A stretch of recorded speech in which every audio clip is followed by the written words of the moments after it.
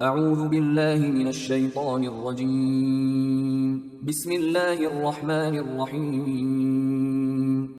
سورہ ابراہیم آیات نمبر 9 تا 17 میں اللہ تعالیٰ کا مشرکین سے خطاب اور قوم نوح، عاد، سمود اور دوسری قوموں کا تذکرہ کہ ہر قوم کا رسول اللہ ہی کا پیغام لے کر آیا۔ ہر قوم نے اپنے رسول کو ماننے سے انکار کیا اور معجزہ طلب کیا، اور ہر دفعہ رسول اور اس کے ماننے والے کامیاب ہوئے، اور منکرین نے اس دنیا میں بھی عذاب کا مزہ چکھا اور آخرت میں بھی سخت عذاب دیا جائے گا۔ اعوذ باللہ من الشیطان الرجیم۔ أَلَمْ يَأْتِكُمْ نَبَأُ الَّذِينَ مِنْ قَبْلِكُمْ قَوْمِ نُوحٍ وَعَادٍ وَثَمُودَ۔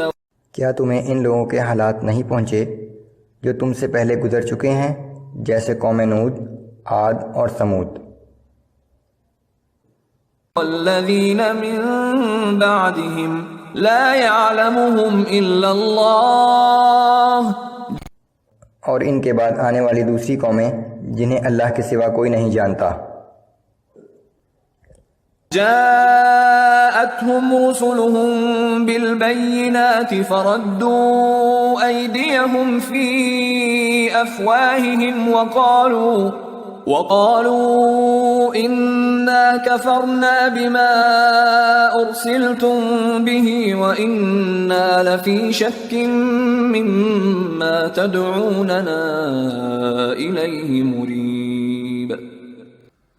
ان کے پاس ان کے رسول واضح دلائل لے کر آئے تو انہوں نے اپنے ہاتھ ان کے منہ پر رکھ دیے اور کہنے لگے کہ جو احکام تم لائے ہو ہم اس کا انکار کرتے ہیں، اور جس دین کی طرف تم ہمیں بلاتے ہو ہم اس کے بارے میں تردد انگیز شک میں پڑے ہوئے ہیں۔ قالت رسلهم أفي الله شك فاطر السماوات والأرض۔ ان کے رسولوں نے کہا کہ کیا تمہیں اس اللہ کے بارے میں شک ہے جو آسمانوں اور زمین کا پیدا کرنے والا ہے؟ يدعوكم ليغفر لكم من ذنوبكم ويؤخركم إلى أجل مسمى۔ وہ تو تمہیں اپنی طرف اس لیے بلا رہا ہے تاکہ تمہارے گناہ معاف کر دے اور تمہیں اس دنیا میں ایک مدت مقرر تک کے لیے مہلت عطا کر دے۔ قالوا ان انتم الا بشر مثلنا۔ ان کی قوم نے کہا تم تو ہمارے ہی جیسے انسان ہو۔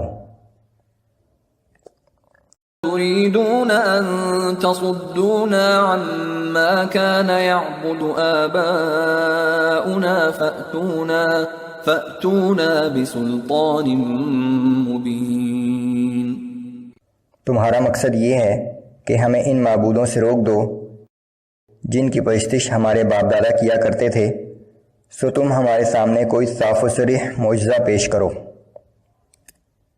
قالت لهم رسلهم إن نحن إلا بشر مثلكم ولكن الله يمن على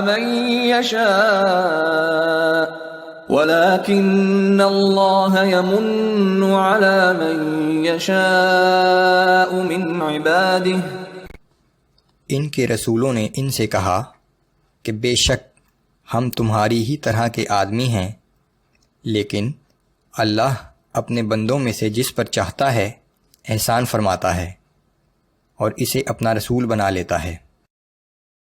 وما كان لنا ان نأتيكم بسلطان الا باذن الله۔ اور یہ ہمارے اختیار میں نہیں کہ ہم اللہ کے حکم کے بغیر کوئی معجزہ تمہارے سامنے پیش کر سکیں۔ وعلى الله فليتوكل المؤمنون۔ اور مومنوں کو اللہ ہی پر بھروسہ کرنا چاہیے۔ وما لنا ألا نتوكل على الله وقد هدانا سبلنا۔ اور ہم اللہ پر کیوں بھروسہ نہ کریں جبکہ اسی نے ہمیں ہدایت و کامیابی کی راہیں دکھائی ہیں۔ وَلَنَصْبِرَنَّ عَلَى مَا آذَيْتُمُونَا اور جو اذیتیں تم ہمیں دے رہے ہو ہم ان پر بھی صبر ہی کریں گے۔